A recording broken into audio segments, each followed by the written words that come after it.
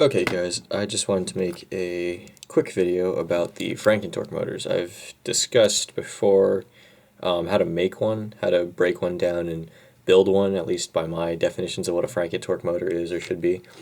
But I just wanted to touch quickly on the applications of the Frankentorque motor because they're not the end-all motor. I mean, this is not something that you can just use in every application. True, it does have a lot of torque, but there are some pros and cons to having that much torque with this many windings in a motor. When I was first starting to build a lot of these, just because I could and it was really fun, Hamster Arms told me that it was a bit overkill, and I started to brush it off because they were fun to make at the time, and I don't know, it was exciting for me to be building these. And seeing that snappy of a trigger response on my DSG and whatnot. But don't get me wrong, these are not for everything. These are really good if you're, say, pulling, I don't know, anything over like a 150 spring and you just want this amount of torque and you don't really care about speed at all if you're playing with semi-auto mostly. If you want to save power, if you're running a 10-to-1 DSG, and again, you don't want a whole lot of speed, which doesn't really make too much sense, and I'm going to talk about 10-to-1 DSGs later too. But yeah, because every time I go on ASM now, I'm seeing people recommend Frankentorque motors for DSG builds, and I wouldn't, and I've done that before, but I wouldn't, my thinking has changed. I would not recommend Frankentorque motors for every DSG build because they are so slow. If speed is not really an issue here and you're looking for efficiency and trigger response, then go for it. But in that argument is you shouldn't really be using a DSG. Then you could be just using a single stroke setup. But that point aside, don't get me wrong, these are really great motors because they're so cheap to build, assuming you can source parts easily enough. But yeah, I would not recommend this for every build, and just because they're so slow. I think, yeah, I showed you my other video of my 10-to-1 DSG, and I'm only getting like, I think it was like 38 RPS on this motor, and as opposed to like a JG Blue, which is giving me like 48, 50, something like that. And to the same token, if I run this on a 13-to-1 setup, a short stroke 13-to-1 setup, I was only getting like 20 RPS, which is, not that great. The gun felt really good. Like it didn't feel like a bad shooting gun, but assuming you wanted more speed out of your setup, this is not the motor to use. So don't get me wrong, there are plenty of other good options like the Lonex A2. It's a lot faster. When we're talking about this massive amount of torque, there's only certain people and certain applications that are going to use it. I just wanted to get that out of the way, that this is not the end-all motor. Don't recommend it for every build, just because you won't see the certain performance gains that you're probably looking for out of a motor like this. A balanced motor or even a more traditional high-torque motor is a much better option for that, because you're going to gain a little bit more speed. Even the JG Blue, which is notorious for being slow, is about twice as fast as one of these. I mean, it's just a lot more.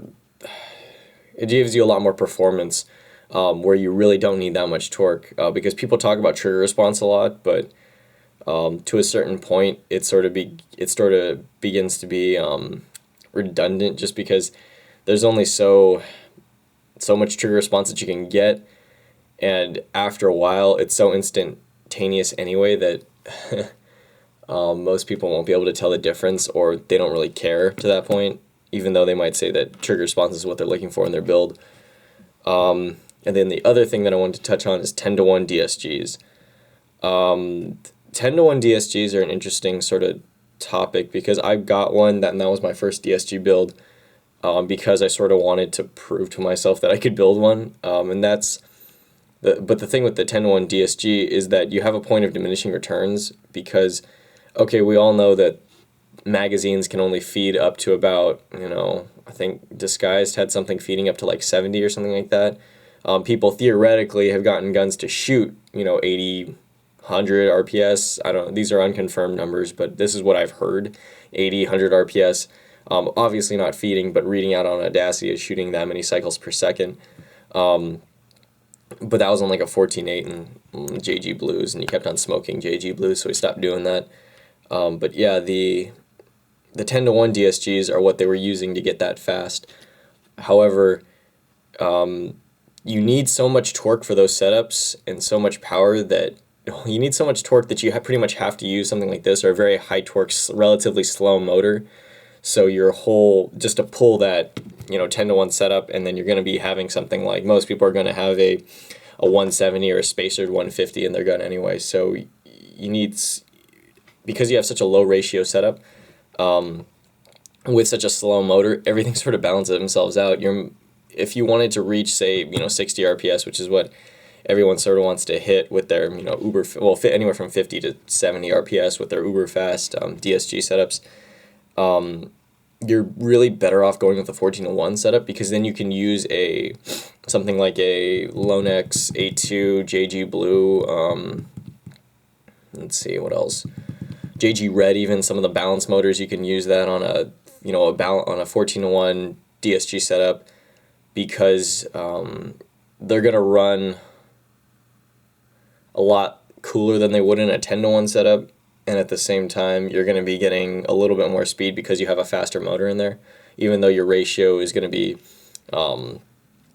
lower in ratio. Don't get me wrong though, 10-to-1 DSGs have their place if you wanted to sort of prove that you can go that fast, or if you wanted to go that fast for whatever reason. But I personally think that 14-to-1 DSGs are sort of the sweet spot for where it's at, because you can get a slightly faster motor on there. Yeah, so I think that's it. I just wanted to clarify those two things, because in my experience of building that 10-to-1 DSG, I realized that there was that point of diminishing returns, which again, Hamster Arms brought up, but I had already bought the gear set, so I had to build it, and it's working great, don't get me wrong, but it's not an end-all, like, this is what you need to get for the ultimate high-speed build. 14-to-1 DSGs work just fine, and same with motors. Lonex A2s, JG Blues, JG Reds, etc., or Lonex A1s. They all work fine. If you decide that you need this much torque for whatever reason, if it feels the best for you, go for it. But it is a bit overkill. But that's the name of the game here when you're talking about fun tech builds and stuff like that. So just wanted to make that video. Let me guys know if you have any questions in the section below. Let's see, we just reached 200 subs, which is really cool for me. Thanks everyone that subscribed or shared this, or sent it to your friends or whatever. Hopefully I'll have more videos coming up soon, but finals week is coming up, so I might be ducking out of here for a couple weeks or so. Okay, later guys.